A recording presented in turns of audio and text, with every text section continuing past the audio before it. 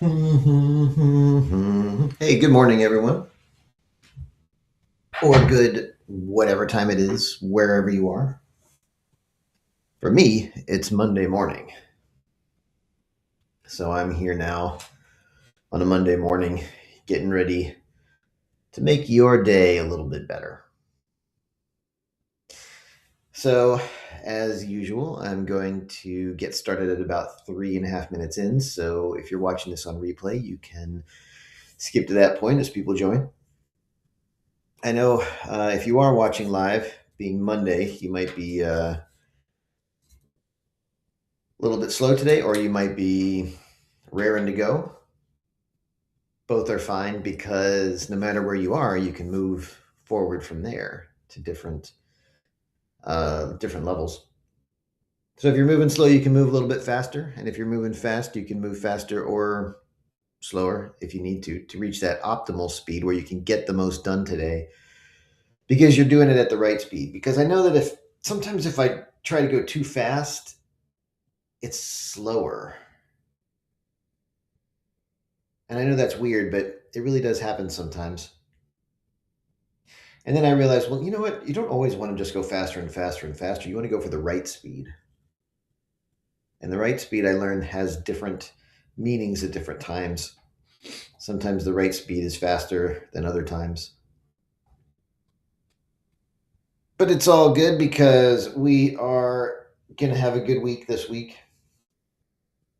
Today, I'm going to be talking about mental models and false limits. And this was inspired by a post from American Debunk. If you don't, if you don't follow that account, follow it. It's a great account. Make sure I get the name exactly right. I think that is the name. Let me check here. Yeah, American Debunk at American Debunk on X. He maintains a list of hoaxes that he debunks. Great stuff. So I hope you're doing well so far. We got some people coming in. You guys ready to change your mental models? I hope so. I hope so because that's what we're going to do today. It's really wild how much mental models affect us.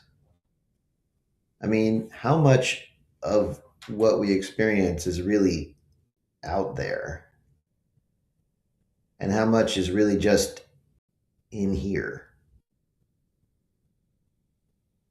That's a hard question to answer.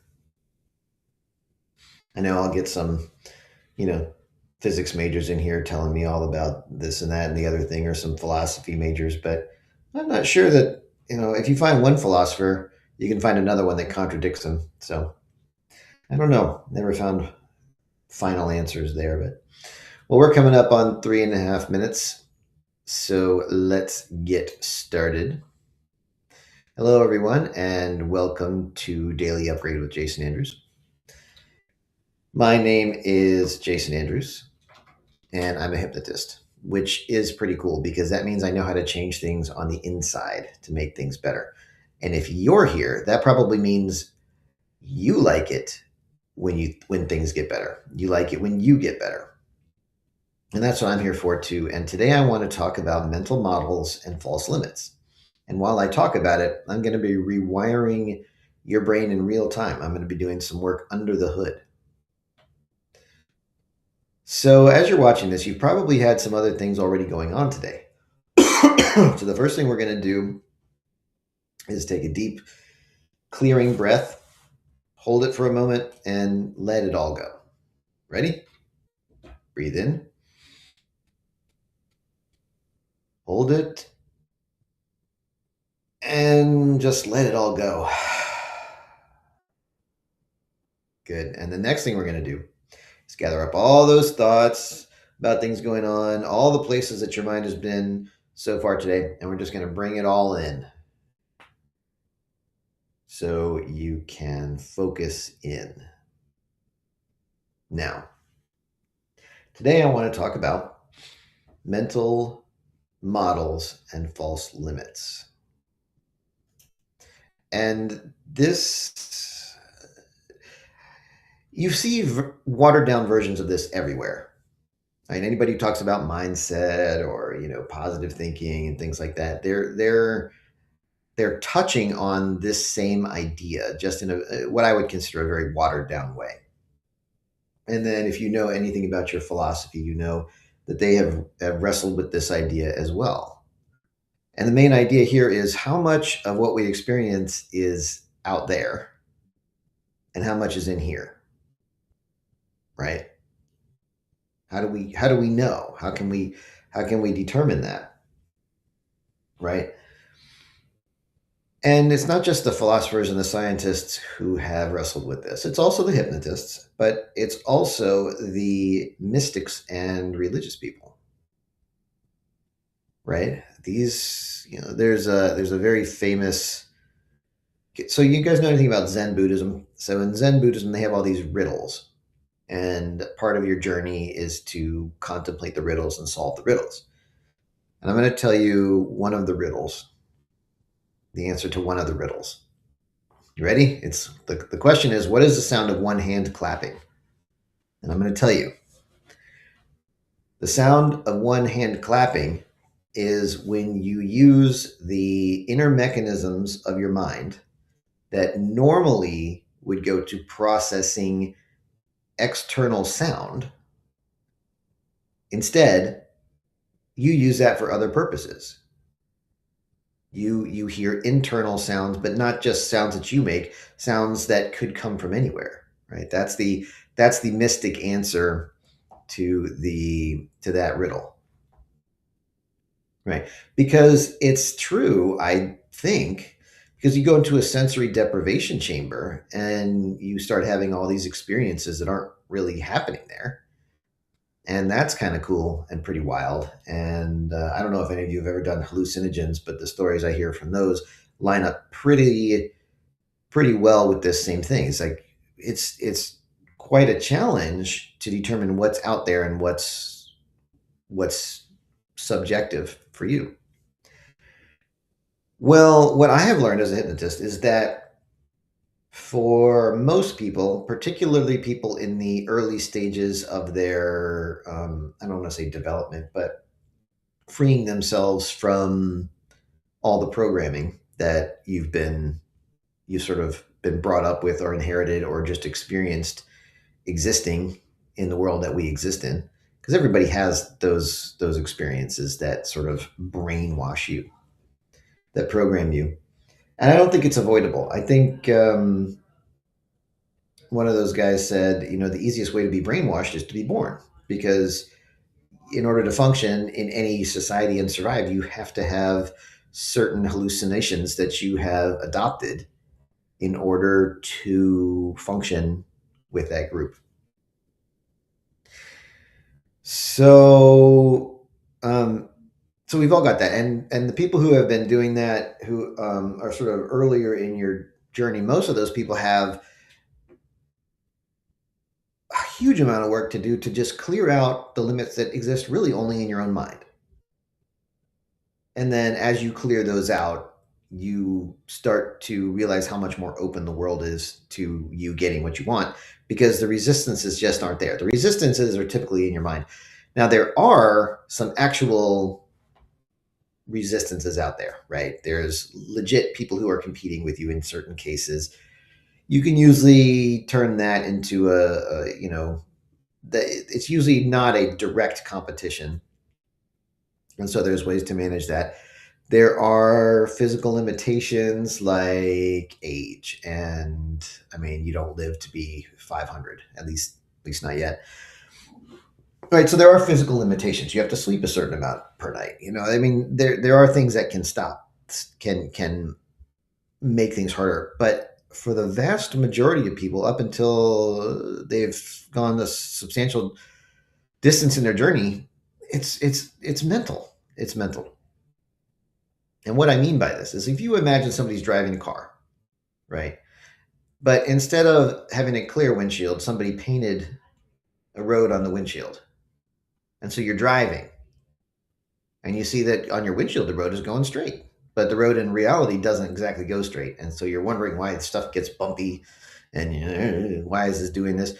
And so you start to realize, well, wait a minute, maybe that static image or that static thing I've got in my field of vision, that thing that's stuck there, maybe that needs to be contextualized,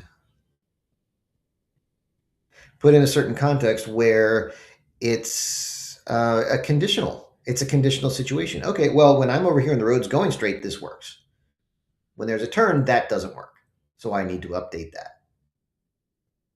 And a lot of times when you do that, people go, like they have this kind of moment of shock and a little mini reset, because what's happening is you have changed something that you thought was a universal thing into a conditional thing, and then you have to figure out, okay, well, how do I know when to do this and when to do something else, and how do I know what those something else's are?